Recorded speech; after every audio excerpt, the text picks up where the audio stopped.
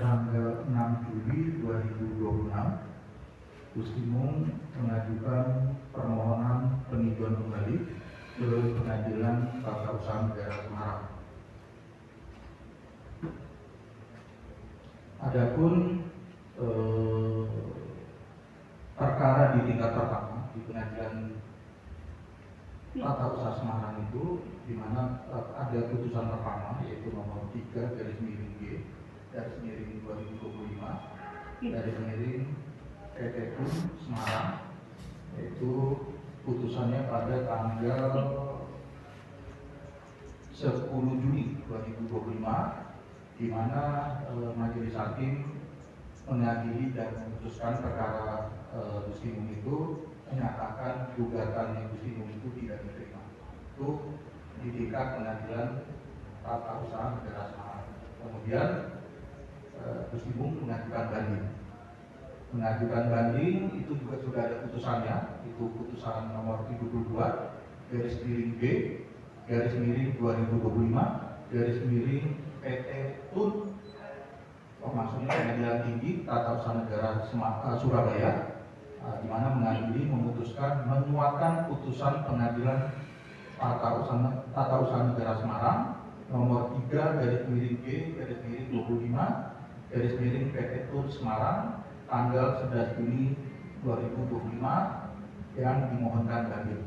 Nah, itu juga Gustimun kalah. Ya. Kemudian beliau mengajukan kasasi. Nah, kasasi pun itu juga sudah ada putusannya, yaitu putusan nomor 41/PUN/2026, diputuskan pada tanggal 12 Maret 2026, di mana Majelis Hakim di tingkat Mahkamah Agung menolak permohonan kasasi yang diajukan oleh Gustimun. Jadi udah 3 kali Gustimun itu kalah. Gitu. Dan selama ini kalau kalah dia nggak pernah ngomong. Kalau menang nggak pernah. Ya. Menang nggak pernah. Bisa dicek, menang nggak pernah. Gitu. Karena LDA nggak pernah menggugat Gustimun. Yang ada kalau berkaitan dengan itu pintu kori kemantungan dulu itu adalah 4 keponakan Gustimun 1. Nah, itu pun ketika eksekusi dilaksanakan pintu kori kemantungan, mengambil alih kan LDA pada nggak ada kekuatan hukumnya LDA di situ. Gitu. Sekarang kan LDA menguasai, gitu. Jadi yang namanya LDA itu adalah kendaraannya Gustimun maupun Wirobumi. Gitu. Tanpa ada LDA, lembaga dewan adat itu, mereka bukan siapa-siapa. Ini patut rekan-rekan wartawan ketahui ya, memang seperti itu kondisinya.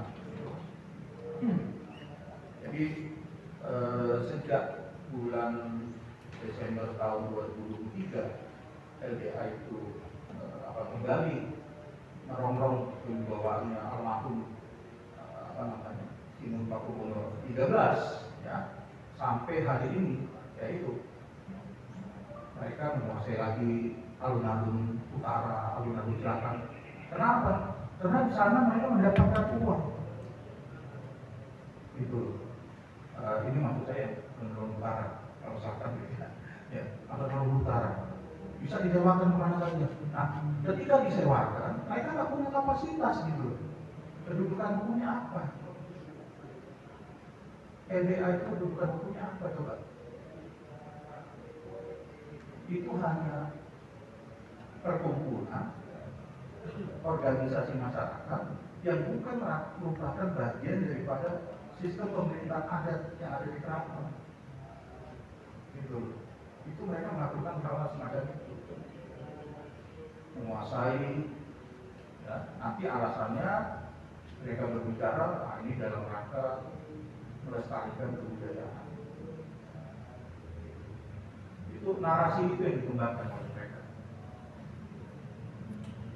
Nah, yang melakukan perbuatan melawan hukum atau melanggar hukum ya LDA itu.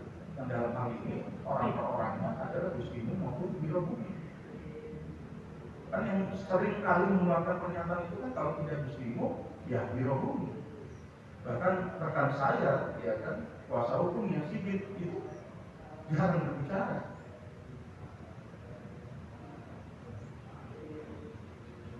Padahal rekan saya sipil itu adalah kuasa hukum. Harusnya kuasa hukum yang bicara. Dibandingkan kliennya berbicara malah justru salah, mengandung kekeliruan. Contoh soal misalnya melemparkan bola panas, melakukan tes DNA, kaitannya apa? Kalau misalkan tes DNA, kenapa nggak kanan dulu aja melakukan tes DNA? Raja yang diangkat sama LBH itu lakukan tes DNA.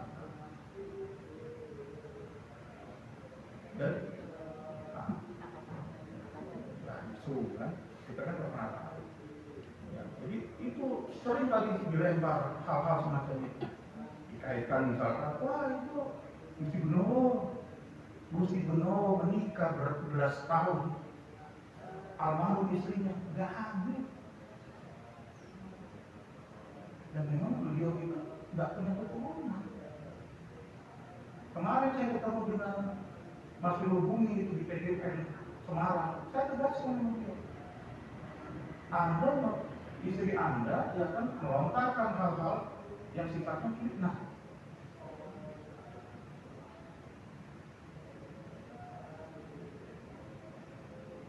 Coba cek Gusti Benowo itu. Jangankan istrinya, pacar, nggak juga hamil. Nggak ada yang hamil. Kenapa aja dicek? Tanyakan langsung ke Gusti Benowo. Jadi, coba itu hal-hal semacam itu yang tidak ada dasar hukumnya, fitnah itu jangan terus dilembangkan, dilempar isu itu ke masyarakat. Ya kan, terus-terusan bikin kegaduhan itu. Ya kan, kasihan sama keraton itu. Orang kan melihat, wah, Gustimu orang keraton. Ya, putrinya aku bunuh ke 12. Ya tunjukin attitude-nya gitu sebagai orang keraton. Jadi jangan keraton itu terus-menerus menjadi jelek namanya. Kehormatannya juga menjadi rusak. Apalagi keluar pernyataan-pernyataan Gustimu berkaitan dengan kriminalisasi, katanya ini melakukan apa? Pembukaan paksa. Ya kan? Sekarang pembukaan paksa itu hanya bisa dilakukan kalau ada putusan pengadilan. Gustimu itu kan bukan pengadilan. Dia tidak punya kekuatan apapun gitu. Hanya dengan modal berbicara, mengeluarkan pernyataan yang tidak ada dasar hukumnya, timbul kegaduhan, seolah-olah dialah hukum. Agar tidak gitu. Dan keonaran itu terus terjadi. Perjanjian perdamaian 2017 bulan Juli sudah ditandatangani oleh Gusti. Dan perjanjian perdamaian itu nilainya sama dengan putusan pengadilan. Kekuatan hukum memiliki kekuatan hukum itu, tapi itu diingkari. Di dalam perjanjian perdamaian itu satu Gustimu dan yang lain-lain ada 17 orang pada saat itu, termasuk Biro Bumi juga mengakui telah merongrong kewibawaan almarhum Sinul Keputusan. Itu diakui di dalam perjanjian. Yang kedua, mengakui Sinul adalah pemimpin di dalam keraton, pemimpin adat sebagai raja. Itu ya. Yang ketiga, mengakui prameswarinya siapa? Yang sekarang bergelar GKR Pakubuwono. Kemudian yang keempat, ya kan, mengakui, ya kan, anak keturunannya. Jadi kalau Sinul Pakubuwono 13 memiliki anak atau memiliki putra mahkota kemudian menjadi raja, itu harus diakui gitu. Kalau Anda tidak setuju, ya urusan Anda. Tapi jangan bikin keonaran di dalam keraton. Kalau Anda mau mendirikan kerajaan, silahkan buka gitu. Tapi jangan sini.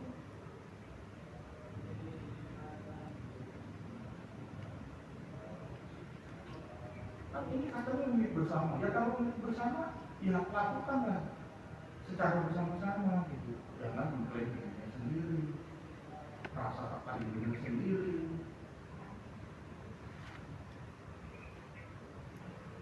Ini untuk sementara soal ini dulu. Mungkin ada dari rekan-rekan yang bertanya, masih ada dua topik lagi saya. Satu berkaitan nanti dengan Kepmen, keputusan Menteri Kebudayaan. Ya, yang ketiga kali nanti tentang permohonan merah yang dilakukan oleh Arab Saudi. Monggo silakan. Ada yang mau bertanya? Kalau tanya